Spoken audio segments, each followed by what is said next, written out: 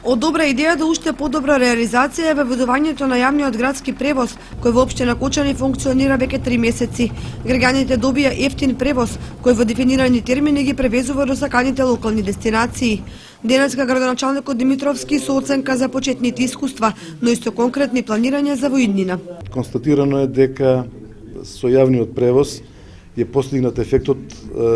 повеќе од очекуваното, односно бројот на превезените патници е двојно поголем од очекуваните. Имаме некои ситни забелешки во делот на возниот ред,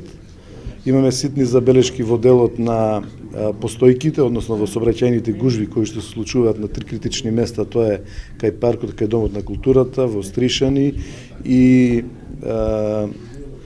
на автобуската станица.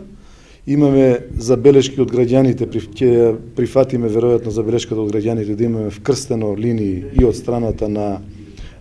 западниот дел од градот да поаѓа на друга автобуска линија, така да сите тие забелешки една оперативна работна група треба да ги заврши до крајот на месецот и почетокот на април со дополнителни најави до граѓаните ќе имаме продолжување на оваа акција која што е за јавниот превоз и која што очекуваме дека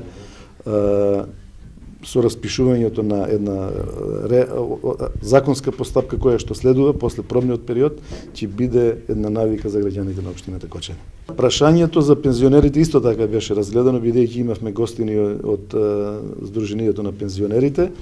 и ова барање ќе биде разгледано дури во периодот кој ќе имаме редовна автобуска